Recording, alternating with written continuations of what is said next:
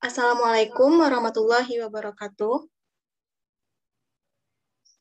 Waalaikumsalam warahmatullahi wabarakatuh. Waalaikumsalam warahmatullahi wabarakatuh.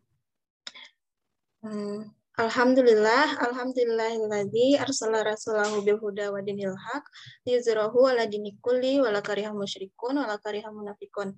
Asyhadu an la ilaha illallah wa asyhadu anna Muhammadan abduhu wa rasuluh la nabiyya ba'da amma ba'du. Baiklah, pada kesempatan kali ini saya Dewi Maharani dengan NIM 2504 dari Prodi Pendidikan Luar Sekolah akan mempresentasikan materi mengenai kewibawaan dalam pendidikan dalam mata kuliah pedagogi. Berikut materinya.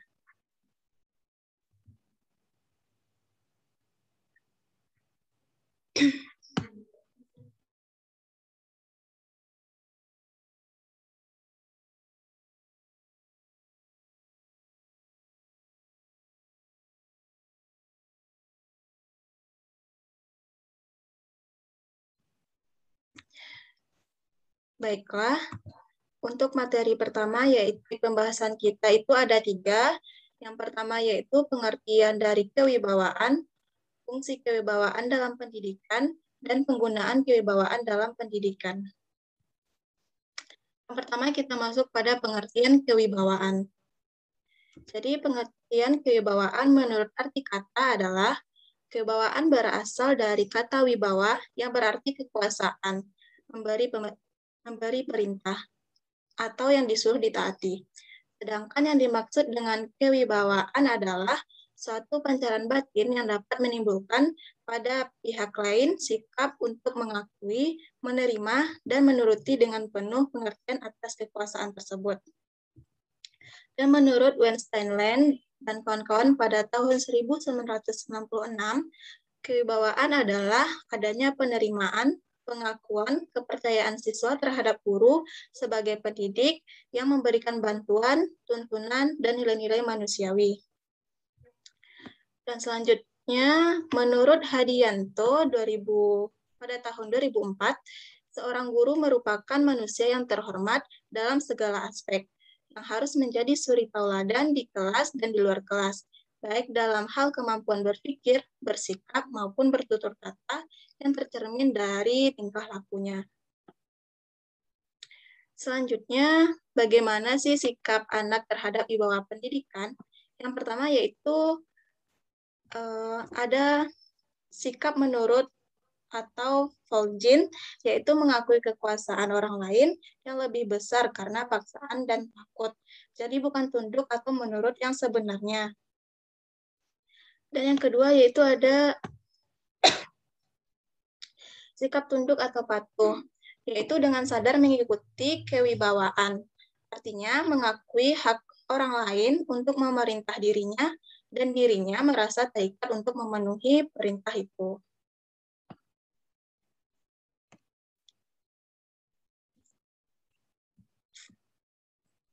Yang kedua yaitu ada fungsi kewibawaan pendidikan. Jadi, fungsi kewibawaan pendidikan yaitu membawa siswa ke arah pertumbuhan yang kemudian dengan sendirinya mengakui wibawa guru dan mau menjalankannya. Kewibawaan merupakan perangkat hubungan antarpersonal yang mempertautkan peserta didik dengan pendidik dalam situasi pendidikan. Dan yang ketiga yaitu ada penggunaan kewibawaan dalam pendidikan. Jadi penggunaan kewibawaan dalam pendidikan ini ada 4. Yang pertama yaitu dalam pendidikan harus ada wibawa. Supaya dengan wibawa itu pendidik hendak membawa si anak agar dapat mengetahui, memiliki, dan hidup sesuai dengan norma-norma hidup. Dan yang kedua itu pelaksanaan kewibawaan dalam pendidikan itu harus bersandarkan kepada perwujudan norma-norma dalam diri si pendidik sendiri. Yang ketiga yaitu dalam pendidikan itu pertama-tama membuat si anak dengan penuh kepercayaan menyerahkan dirinya kepada pendidiknya atau orang tua dengan demikian mencapai persesuaian batin. Dan yang terakhir, Kewibawaan dan pengawasan itu harus berangsur-angsur dikurangi, sehingga kepatuhan anak terhadap pendidik harus berubah menjadi kepatuhan terhadap suara hatinya. Kewibawaan berganti dengan kebebasan. Tugas seorang pendidik ialah berusaha agar dirinya tidak diperlukan lagi. Baiklah, terima kasih. Sekian materi presentasi yang saya sampaikan.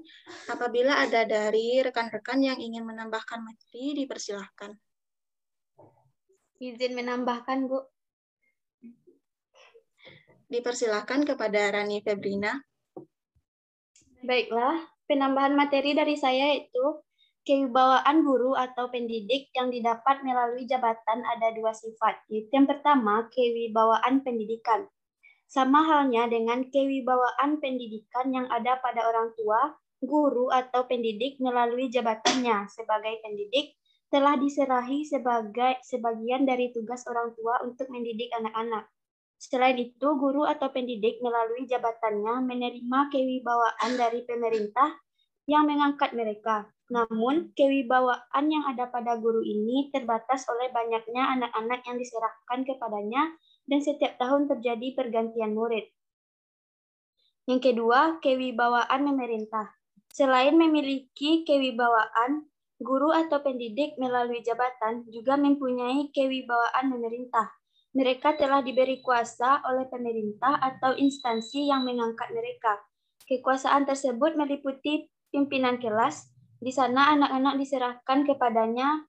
Bagi kepala sekolah, kewibawaan ini lebih luas. Sekian yang dapat saya sampaikan. Baiklah, terima kasih kepada Saudari Rani Febrina. Apakah ada tambahan materi dari rekan-rekan? Dipersilahkan. Izin menambahkan materi, Bu. Dipersilahkan kepada Saudari. Baiklah, saya izin menambahkan materi tentang unsur-unsur kewibawaan. Umum, unsur-unsur kewibawaan seorang guru ada 4, sebagaimana yang dijelaskan oleh Muhammad Surya yang telah dikutip oleh Nainum Naim, antara lain. Yang pertama yaitu keunggulan. Maksudnya, kewibawaan seseorang banyak ditentukan oleh keunggulan tertentu yang ada dalam dirinya. Keunggulan berupa kelebihan yang dimiliki dalam berbagai hal, tergantung kepada situasi kewibawaannya. Dalam bidang akademik, kewibawaan akan banyak ditentukan oleh keunggulan penguasaan akademik tertentu. Keunggulan yang berkaitan dengan kewibawaan guru mencakup keunggulan dalam kompetensi yang dituntut oleh jabatan profesi guru. Seorang guru akan diakui kewibawaannya karena memiliki kompetensi sebagai sumber keunggulannya yang mencakup kompetensi profesional, personal, sosial, fisik, moral, dan spiritual. Keunggulan atau kelebihan ini dapat diperoleh seorang guru melalui pendidikan formal dan pendidikan informal, dan juga dapat melalui pengalaman pembinaan yang diperoleh baik di dalam maupun di luar pelaksanaan tugasnya. Unsur yang kedua yaitu rasa percaya diri.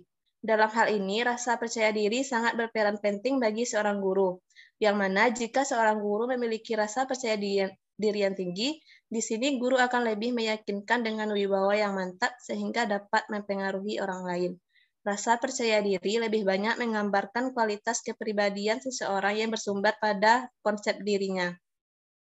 Unsur yang ketiga yaitu kecepatan dalam pengambilan keputusan. Seorang guru dalam mengambil keputusan harus yang bijaksana dan tepat, sehingga dengan hasil keputusan yang diperoleh akan banyak menentukan kewibawaan seorang guru. Makin tepat seorang guru mengambil keputusan, terutama dalam situasi kritis dan mendesak, maka makin besar kemungkinan untuk mendapat pengakuan terhadap kewibawaannya. Sekian saya kembalikan. Baiklah, terima kasih kepada Saudari Siti Asia. Selanjutnya, apakah ada dari rekan-rekan yang ingin menambahkan materi? Dipersilahkan. Dipersilahkan kepada Siti Maulana.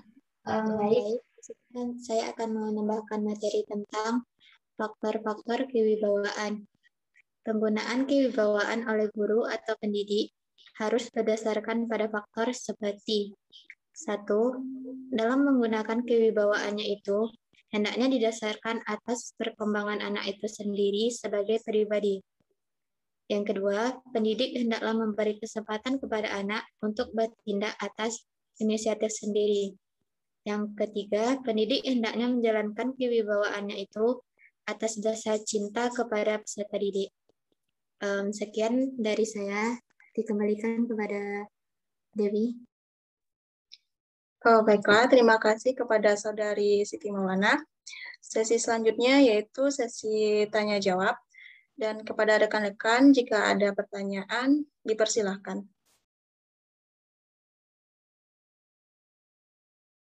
Izin bertanya. Dipersilahkan kepada Saudari Rani Febrina. Baiklah, pertanyaan saya yaitu, bagaimana karakteristik seseorang yang memiliki kewibawaan? Sekian.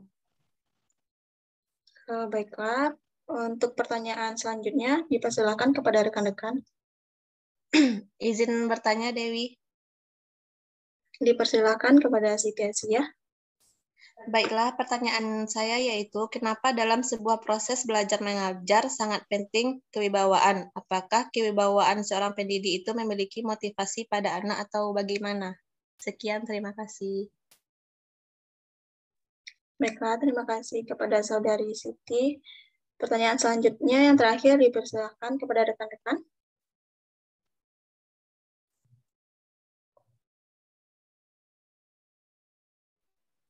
Izin bertanya, Dewi. Dipersilahkan kepada Siti Maulana.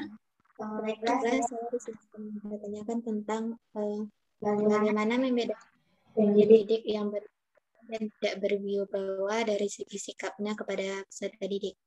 Sekian.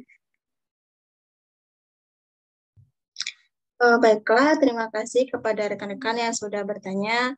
Sebelumnya izinkan saya dan beri saya waktu untuk menjawab pertanyaan dari rekan-rekan semua. Terima kasih. Baiklah, saya akan mencoba menjawab pertanyaan dari Saudari Siti Asia. Yang pertanyaannya yaitu, kenapa dalam sebuah proses belajar mengajar sangat penting kewibawaan? Apakah kewibawaan seorang pendidik itu memiliki motivasi pada anak atau bagaimana? Jadi di sini sebelumnya kita harus pahami bahwa guru yang berwibawa adalah guru yang dapat menciptakan disiplin kepada anak-anak didiknya. Oleh sebab itu, pribadi guru adalah faktor utama pada disiplin. Baik itu tidaknya disiplin sangat bergantung pada guru. Mau atau tidak maukah menjalankan disiplin itu secara bersama-sama untuk dapat diterapkan kepada siswanya. Dan selanjutnya, dalam proses pendidikan itu, kewibawaan adalah syarat yang harus ada pada pendidik. Seorang pendidik harus berusaha memunculkan kewibawaannya. Dalam pengertian lain, kewibawaan juga berarti kekuasaan dan hak memberi perintah yang harus ditaati. Jadi kewibawaan yang pertama ada pada orang tua memiliki kewibawaan kepada anak-anaknya, sehingga ia dapat mematuhinya. Jadi, apakah kewibawaan seorang pendidik itu memiliki motivasi pada anak?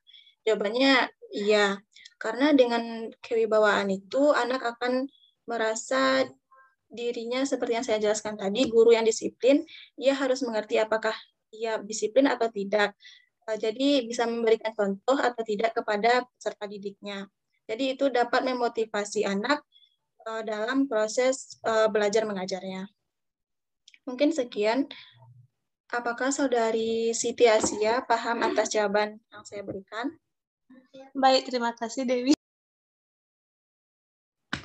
Baiklah, terima kasih kepada Saudari Siti Asia. Baiklah, saya akan menjawab pertanyaan selanjutnya dari Siti Maulana.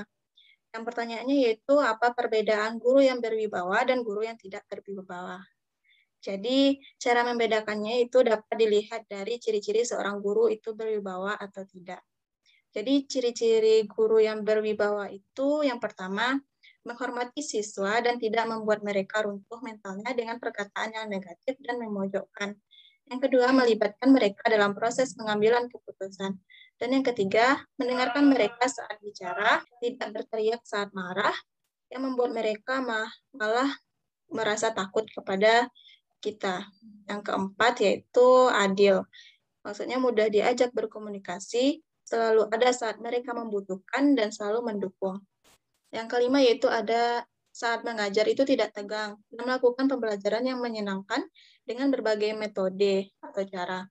Yang keenam yaitu jelas dan saat menerangkan sesuatu di kelas kepada mereka, artinya memang tidak mudah berbicara dalam bahasa mereka, namun ketahuilah lebih berat untuk mereka untuk memahami Anda dibandingkan sebaliknya.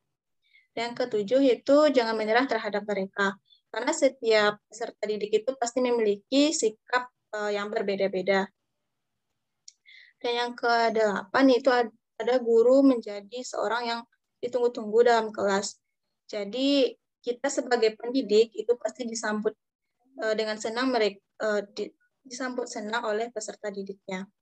Yang selanjutnya memberikan contoh yang baik, dan yang terakhir yaitu selalu dihormati dan dihargai. Jadi guru yang berwibawa mampu untuk mempengaruhi dan menguasai anak didiknya. Jadi itu perbedaannya guru yang berwibawa dan tidak berwibawa dengan ciri-cirinya masing-masing. Mungkin sekian jawaban dari saya. Apakah Saudari Siti Maulana dapat memahaminya? Saya pahami. Terima kasih atas jawabannya, Dewi. Terima kasih kembali. Baiklah, untuk pertanyaan selanjutnya dari Rani Febrina. Yang pertanyaannya yaitu, bagaimana karakteristik seorang yang memiliki kewibawaan? Jadi, seorang pendidik yang berwibawa atau guru yang berwibawa, ciri-cirinya yang pertama yaitu menunjukkan keterbukaan dalam perencanaan kegiatan belajar mengajar. Jadi dalam proses belajar mengajar itu tidak ada yang ditutup-tutupi. Jadi apapun kegiatan pembelajaran selanjutnya itu diberitahukan kepada peserta didiknya atau transparansi. Dan yang kedua yaitu menjadikan materi pelajaran berguna bagi kehidupan nyata siswa. Sebagai seorang pendidik, kita tidak hanya memberikan teori kepada peserta didiknya, namun juga pembelajaran yang dapat langsung dipraktekkan dalam kehidupan nyatanya. Dan yang ketiga yaitu mempertimbangkan berbagai alternatif cara untuk mengkomunikasikan isi pelajaran kepada siswa. Jadi sebagai seorang pendidik, itu kita harus kreatif, harus memikirkan bagaimana alternatif agar pembelajaran kita itu tidak terkesan membosankan. Dan yang keempat yaitu dapat merencanakan sesuatu dalam keadaan mendesak. Dan sebagai seorang pendidik, pasti kita akan mengalami yang namanya waktu yang sedikit atau kondisi yang mepet gitu. Jadi sebagai seorang pendidik kita harus dapat merencanakan sesuatu itu dalam keadaan mendesak sekalipun.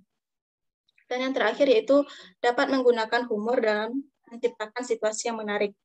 Dan sebagai seorang pendidik pun kita tidak boleh terlalu monoton terhadap pembelajaran yang kita lakukan. Harus ada situasi yang menarik peserta didik dalam proses pembelajaran tersebut. Mungkin sekian jawaban dari saya. Apakah Saudari Rani Febrina dapat memahaminya? Baiklah, saya sudah paham dan terima kasih atas jawabannya. Baiklah, terima kasih kembali. Baiklah, mungkin hanya sekian presentasi saya kali ini. Apabila ada kesalahan dan kejanggalan, saya mohon maaf. Saya akhiri. Assalamualaikum warahmatullahi wabarakatuh. Waalaikumsalam warahmatullahi wabarakatuh.